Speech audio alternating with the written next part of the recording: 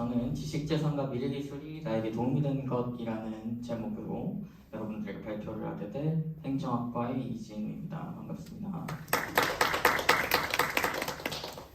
발표에 들어가기 앞서서 제목부터 왜 이렇게 지었는지 설명을 해드려야 될 것 같습니다.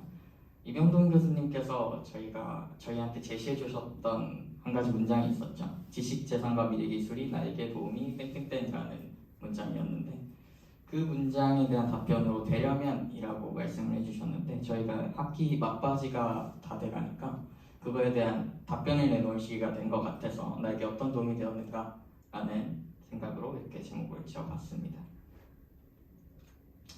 목차부터 설명해 드리면, 일단 저희가 가장 먼저 설정했던 수강 목표부터 시작을 해서 배웠던 것 중 하나인 시큐리티 전략 활용 어떻게 했는지, 그리고 저희 강의 끝나면 실천 과제들 설정하는데 제가 했던 실천 과제랑, 그리고 제 마지막으로 이 수강 목표에 대한 점검 한번 해볼 예정입니다.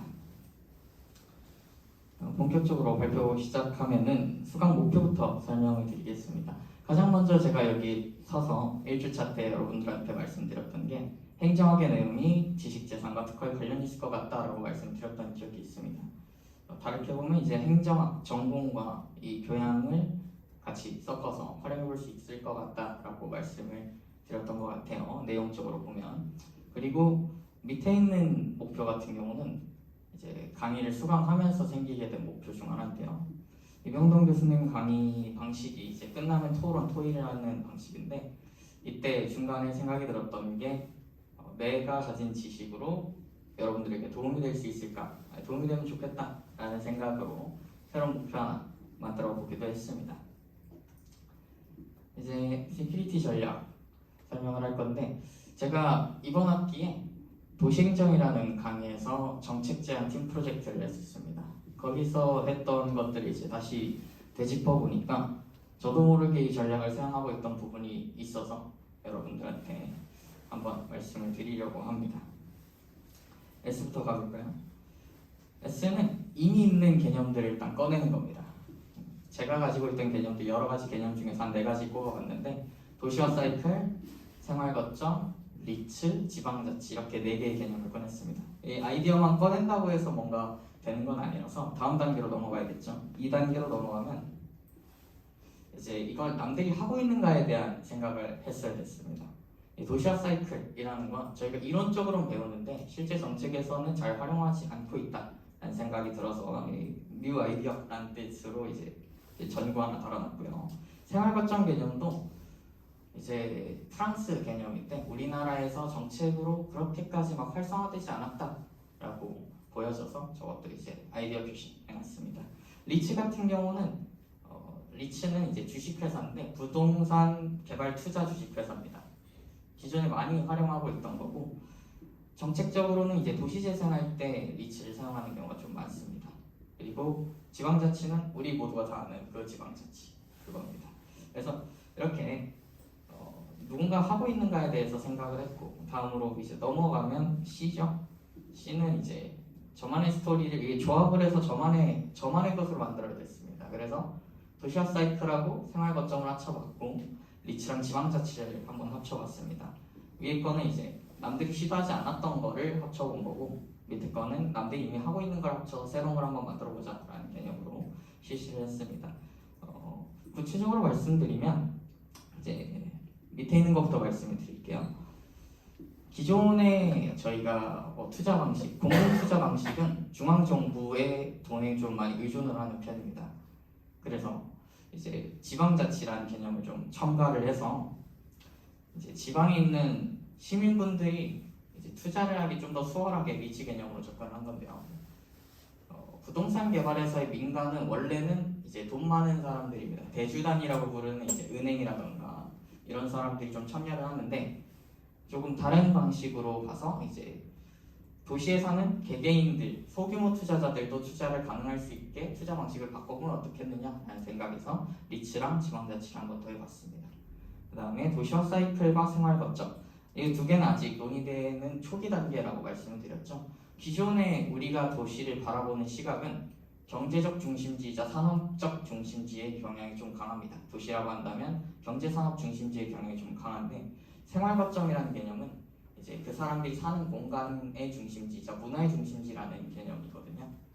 그래서 그 관점으로 도시화 사이클, 즉 역도시화 이후 재도시화 과정에 생활거점을 추가해서 생활 중심지적인 재도시화가 필요하지 않을까 해서 이렇게 합쳐봤습니다. 이런 식으로 해서 만들어진 게 재도시화 기금이라고 제가 생각을 했는데, 이유는 이제 결국에 최종 목적이 새로운 도시를 만드는 거거든요. 저는 재도시화를 통해서. 그래서 재도시화 기금으로 어떤 도시가 만들어질까에 대한 상상이죠. 기존에 있던 도시들도 몇 개 있고요. 일단 한 4가지 정도로 추려봤는데, 이 스마트 시티라는 거, 그리고 이제 노인분들, 은퇴자분들이 거주하는 전원 도시의 형태, 그리고 저희가 배웠던 개념이죠. 스마트팜 위주의 도시가 될 수도 있겠고, 관광 도시로서의 재도시화도 가능하다라는 생각이 들었습니다. 그리고 저희가 한 가지 특강 배웠던 것 중에 이제 또 하나를 추출해 왔는데, AI를 활용한 아이디어 창출 및 특허 출원이라는 특강을 하나 배웠었는데, 여기서 제가 이제 이거 보여드렸던 것 같습니다. 안경에 대한 거, 안경 지지대에 대한 거 여러분들께 한번 보여드렸었는데, 이거를 구체적으로 새로운 도메인, 즉 나의 도메인에 어떻게 적용시킬까에 대한 거는 밑에 이제 보시면은 나오게 됩니다. 아까 말씀드렸듯이 중앙정부 지원에서 좀 벗어나고 싶어서 그런 거에 대한 질문도 AI한테 한번 물어봤고요. 최종적으로 AI에게 물어본 것은 제가 만든 이 정책이 좀 참신성이 있는가에 대한 것에 대한 질문입니다. 왜냐하면은 정책 제안할 때 기준 중 하나가 참신성이 있기 때문에, 남들이 봤을 때, 특히나 AI가 봤을 때 기존 사례들에 비해서 참신한가라는 대답이 나왔어야 됐거든요. 그래서 보시면은 AI도 참신하다고 해줘서 정말 기뻤는데, 보시면은 이제 제도시화와는 장기적 관점에서 접근하려는 참신한 시도를 갖고 있어 흥미롭다. 제도시화의 필요성을 강조한 점은 이제 기존 방식에 대한 문제인식을 잘 보여주고 있다라는 대답이 나와서 참 즐겁게 정책 대안을 마저 펼쳤던 것으로 제가 기억을 하고 있습니다. 다음 단계는 표적 추적 단계죠. 결국 제도시화, 리츠를 통한 제도시화를 해야 되는데, 이런 사례는 한국에는 그렇게 많이 없고 외국에 좀 있습니다. 이제 미국의 어셈블리 로우라는 곳인데요. 저기는 이제 원래 포드 공장이었다가 리츠를 통해서 이제 일종의 커뮤니티 센터로 도시 재생을 한 사례고요. 그 다음에 로pon길즈는 모리타워가 있는 곳인데, 저기도 리츠를 통해서 성공적으로 재도시화된 사례로 이제 구체적인 사례가 2개 있고, 아마 리츠를 통해서 구시가지를 재도시화한다면 저런 형태가 이상적이지 않을까라는 생각에 이렇게 추적을 하고 있습니다.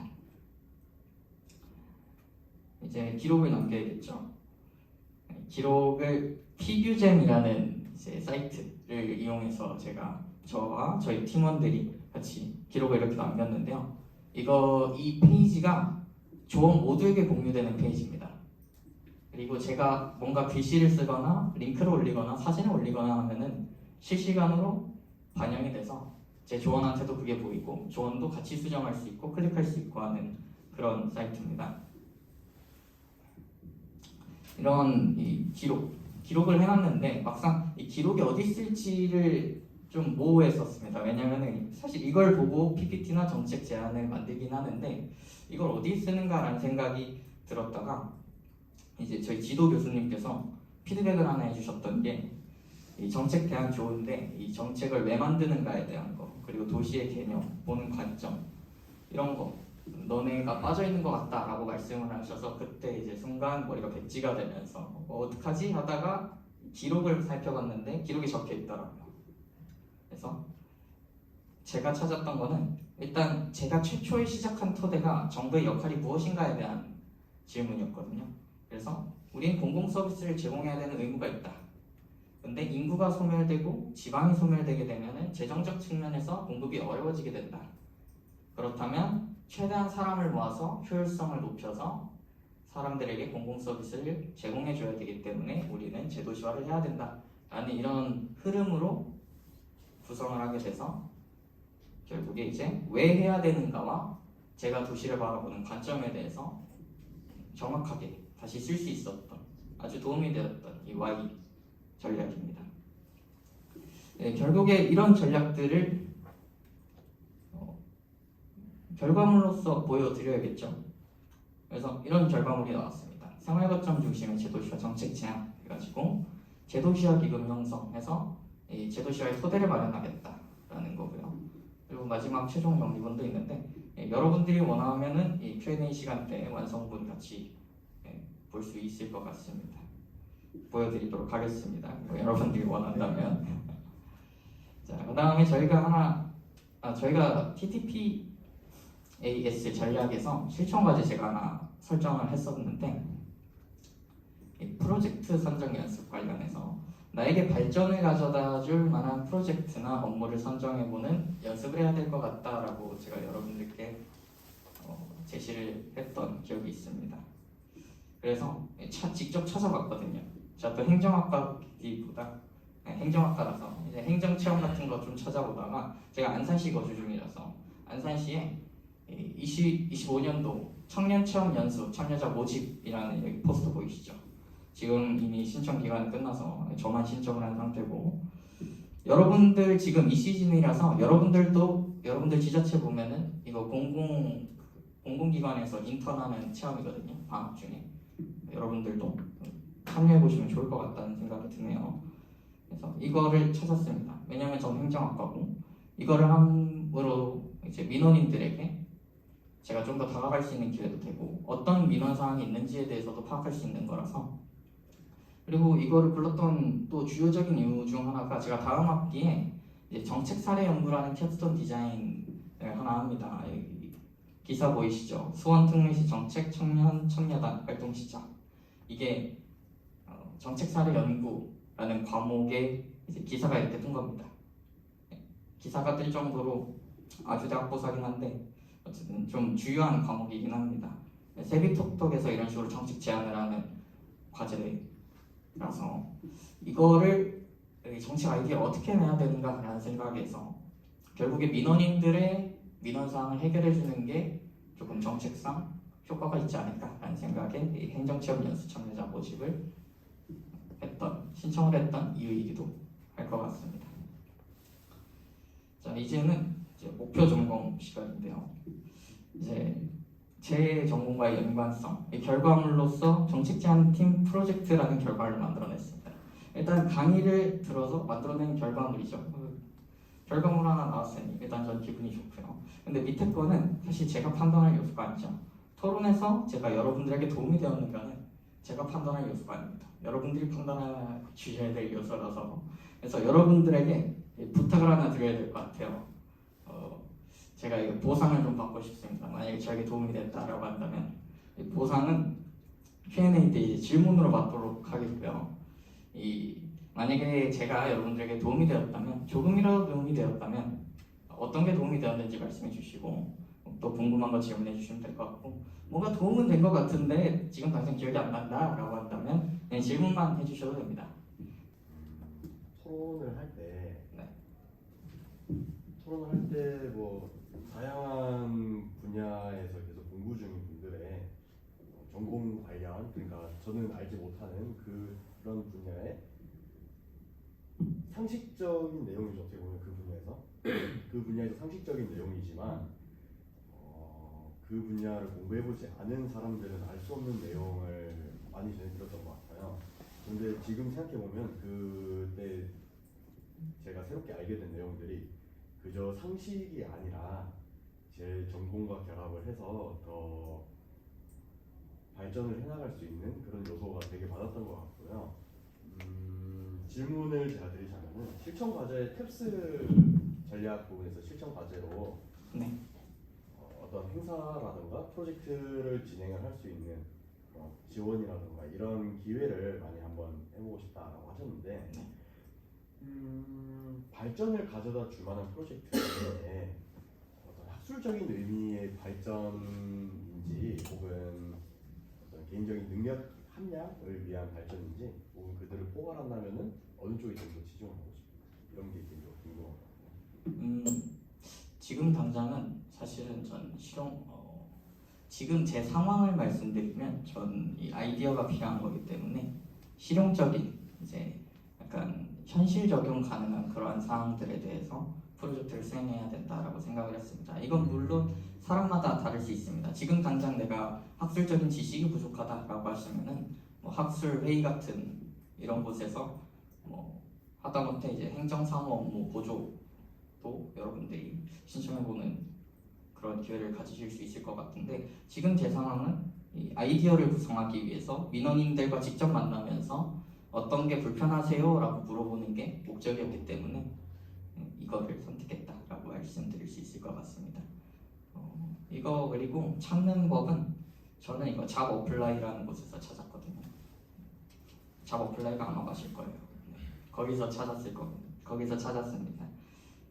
여러분들도 이거 지금 시즌이라서 하고 싶은 분들은 찾아보시면 좋을 것 같습니다. 웬만한 지자체에선 다 합니다. 잡 어플라이 없을 수도 있고 지자체 홈페이지에 있을 수도 있습니다. 네. 다음 질문 있으신 분? 네. 먼저 그 토론 관련돼서 말씀드리자면 전 약간 정치 외교 쪽이라서 정치 외교 좀 약간 법조에 관심이 많았어서 도움을 좀 많이 받았던 것 같은데 특히 행정이시지만 또 이과 쪽도 하셨다고 하셨었는데 그때 행정 소식에 있어 행정이랑 법은 좀 떼놓을 수 없는 관계이기도 해서 그런 거 할 때 그런 이야기를 많이 나눴었는데 특히 제가 AI 관련 프로젝트 할 때 뭔가 현실적으로 이과적인 생각과 더불어 정책적인 생각도 말씀을 해주셔서 약간 도움이 됐던 것 같고요. 질문 드리고 싶은 게 하나 있는데 표적 설정을 하실 때 리츠의 제도시화에 관련돼서 표적 추적을 하셨다고 말씀해 주셨는데 이거의 최종 결과물에 어떻게 도움이 구체적으로 되었는지 말씀해 주시면 좋을 것 같아요. 최종 결과물. 이게 최종 결과물에 어떻게 도움이 됐냐라고 한다면 사실 이것들은 제가 앞으로 해야 될 과제들이라고 생각을 하고 이게 과제에 어떤 도움이 되었느냐라고 한다면 정책 대안은 사실 해외 사례라던가 이런 게 조금 필요합니다. 기존의 사례들이 제시가 되어야 이게 실현 가능성이 있다, 없다를 판단할 수 있는 그런 근거기 때문에 리츠를 통한 제도시화가 이뤄졌던 사례가 있다라는 개념으로 과제에서 좀 활용했던 것 같습니다.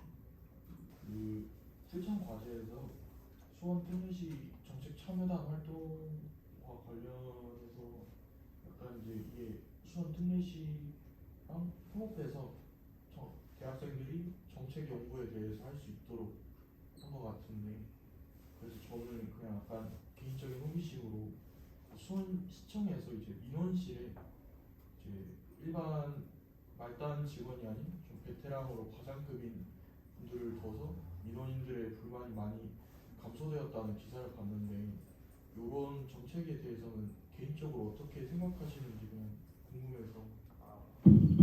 그 공직사회 문제 중 하나가 이제 말단 구급 직원이 인수인계도 받지 못한 채로 민원인들을 상대하는 경우가 있습니다. 그래서 이 민원인분이 어떻게 연결시켜줘야 되는지도 모르고 그러한 상태로 이제 민원 업무를 하는 경우가 좀 있었기 때문에 그러한 차원에서 그리고 또 이제 젊은 그리고 하급 공직자들 이탈 상황이 좀 많아서 그런 것을 좀 해결하고자 그 정책이 나왔던 걸로 저는 알고 있고 인지하고 있기 때문에 그 정책에 대해서는 저는 좋다고 생각을 하고 다른 시에서도 충분히 적용해서 해볼 만한 정책이다라고 생각을 합니다. 질문이 없다면 약속했던 완성본 보여드리도록 하겠습니다. 대략적으로 이런 식으로 시작을 해서 목차해놓고 현황, 제가 지방소멸 잠깐 얘기했었죠. 우리나라가 인구 감소와 수도권 몰림 현상으로 인해서 저 시뻘건 부분들이 전부 다 이제 사람이 없어질 지역입니다. 사람이 없어진다라는 게 완전히 없어지기보다는 진짜 몇몇의 소수의 사람들을 제외하고는 거의 없다라고 보시면 돼요. 이러면은 이제 행정 공공 서비스 공급에 상당히 문제가 발생을 합니다. 왜냐하면 행정 서비스 공급은 고정 지출이거든요. 어느 지자체마다 규모는 대부분 비슷해요. 최소 규모가 있기 때문에 그 재정 관련된 부분은 고정 지출인데 사람이 좀 적다 보니까 돈 내는 사람이 적으면은 적자가 나겠죠. 적자가 나면 나라 운영하기 힘듭니다.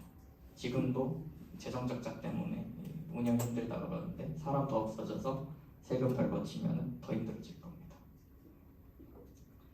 그래서 제도시와 관련 정책을 내놓게 된 거고요. 그 현 정책 자체가 좀 단기적이라서 좀 장기적인 관점에서 접근해보자라는 생각에 또 하게 되기도 한 겁니다. 그리고 이게 그 기록에서 발견했던 건데 기존 시각이 이건데 새로운 시각이 필요하다라고 하는 거. 그리고 이제 정당성 부여하는 거. 왜 제도시화해야 하는가에 대한 정당성 부여. 이런 것들 기록에서 또 찾은 거고요. 막바지의 피드백을 받은 거라 그때 정말 당황스러웠던 기억이 있습니다. 그래서 이제 구체적으로 어떻게 만들었냐라고 한다면 결국에 이제 앞서 말씀드렸던 것처럼 이제 뭐 사람이 줄어들었다 뭐 했다 하는 건데 결국에 문제 돈 문제더라고요. 이 돈 문제가 해결돼야 정책을 펼칠 수 있는 거니까 이 돈에 대한 재정적 토대를 마련하자라고 해서 기금이 나오게 된 겁니다. 그래서 뭐 빈집 정비 사업은 단순하게 이제 지금 당장 지방 소멸을 막기 위한 정책으로 또 빈집 정비 사업 제안을 했던 것도 있고요. 그리고 이제 기금 형성 같은 거 이름도 저희가 지어놨었는데 희망터재생기금이라고 마음에 들었으면 좋겠고 리츠에 대한 간략한 소개도 이런 식으로 해놨고 KPI라는 건데 이건 여러분들이 조금 생소한 걸 수도 있습니다. KPI라고 해서 저게 충족이 되면은 좀 성공적인 프로젝트다라고 이야기할 수 있는 요소들을 모아놓은 게 KPI거든요. 행정학에서는 좀 많이 쓰는, 경영학에서도 아마 쓸 겁니다. 그래서 이런 것들도 설정을 했고 결국에 이제 요약 정리본은 이런 식으로 돼 있습니다. 뭐 이거 관련해서도 질문 있으시면 충분히 제가 지금 당장 답변 드릴 수 있기 때문에 질문이 있으신가요? 이거에 관련해서도? 네. 어떻게 보면 본질적인 질문인데 네.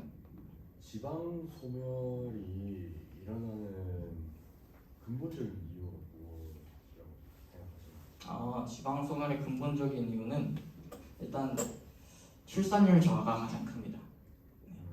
왜냐면은 출산율이 낮으면은 일단 전체적인 인구 감소가 진행되는 거, 그게 첫 번째 이유 중 하나고, 두 번째 이유는 좀 지방에 일자리가 없기 때문에, 그리고 지방의 생활 환경이 굉장히 좋지 않기 때문에, 그리고 문화적 격차 이런 것들이 있기 때문에 그런 것들을 메꾸기 위해서 수도권으로 다들 몰려가십니다. 그러면은 원래 있던 사람도 수도권으로 가는데 인구의 전체적인 감소도 같이 이어지다 보니까 결국에 이 지역 소멸 문제가, 인구 소멸 문제, 지역 소멸 문제가 나타나게 되는 그러한 현상까지 이르렀습니다. 네. 이 인구 소멸, 이렇게 지방 소멸하는 문제가 우리나라만의 문제가 아닐 것 같은데 혹시 전국적으로도 세계적으로도 이런지 궁금합니다. 저희 나라만 그런지. 지금 세계적으로 보면은 세계적으로 인구 감소 추세긴 합니다. 몇몇 국가를 제외하고는, 아프리카 쪽 국가를 제외하고는 전 세계적으로 인구가 감소하고 있습니다. 그래서 이제 이민 위주의 국가들도 이민자들을 받으려면은 좀 다른 국가에서 잉여 인구라고 해야 될까요? 그런 것들이 좀 발생해야 받게 되는데 그런 것들도 조금 문제 제기를 할 만한 게 있고, 일단 전 세계적으로 인구 감소는 좀 문제긴 합니다. 근데 더 큰 문제는 우리나라는, 세계는 이제 점진적으로 이렇게 내려온다면 우리나라는 이제 비트코인 그래프 마냥 이렇게 갔다 이렇게 떨어집니다. 그게 가장 큰 문제입니다. 대응할 시간이 없습니다. 저희는. 다른 나라는 긴 시간을 통해서 뭐 정부의 규모를 축소하던가 공공 서비스를 축소하던가 이렇게 점진적으로 할 수 있다면, 우리나라는 이게 너무 급작스럽게 일어나게 돼버렸기 때문에 대응을 하는데 조금 어려움이 있습니다. 그게 이제 기본적으로 세계는 저출산인데 우리나라가 특히나 더 저출산에 대해서 고려해야 되는 이유라고 생각하시면 될 것 같습니다.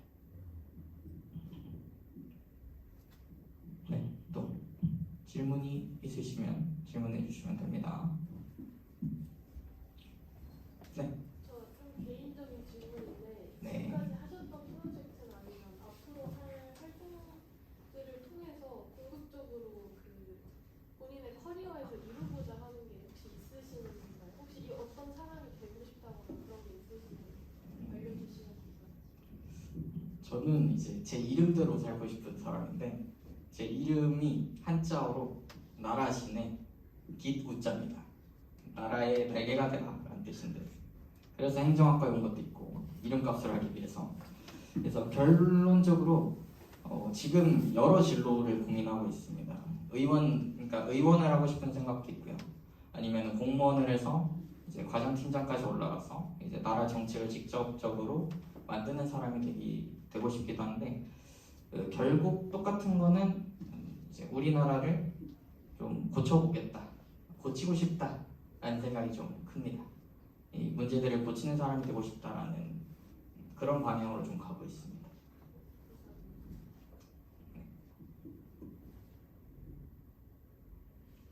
아, 네. 아까 도움이 되셨던 부분이 네. 말씀을 나눠주셨는데 저는 행정학에 대해서 창의적이고 세부적인 생각으로 지식 제공을 바라보시는 것을 보고 저도 다시 한번 제 생각을 돌아보게 되었고 행정학과 이론을 적으면서 새롭게 알게 된 것이 많은 것 같아서 도움이 되었다고 생각하는데 혹시 이 프로젝트에서 지식 제공과 연관된 저거에서 인상 깊었던 부분이 있으시다면 말씀해 주세요. 이 프로젝트에서 인상 깊었던 거는 아까도 말씀드렸지만 프로젝트를 완성하고 이제 다시 되짚어 보니까 저도 모르게 그 배웠던 전략을 쓰고 있었다는 점이 좀 놀라웠던 거가 있고 그 다음에 애초에 정책 아이디어를 만들 때 접근하는 방식 자체가 진짜 1학년 때도 정책 제안 보고서를 하나 썼었는데 그때는 막연하게 그냥 뭐 하면 좋겠다라는 개념이었다면 지식재산을 좀 배우고 나니까 그런 사고방식을 좀 배우다 보니까 뭐가 문제인가부터 생각하게 되는 경우가 좀 컸던 것 같습니다. 그래서 결국에 뭐가 문제라서 내가 이거를 정책을 제안하려고 하는가에 대한 접근 방식 그게 가장 중요했다라고 생각을 합니다.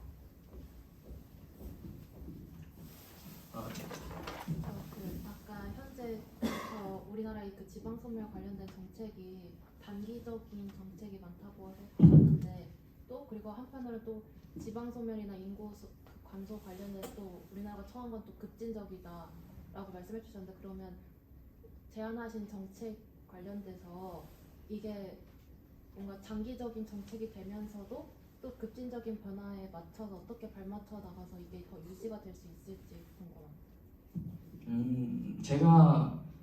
저희 조가 이제 제안한 정책은 어떻게 보면 인구 감소에 대한 정책은 크게 두 가지가 있습니다.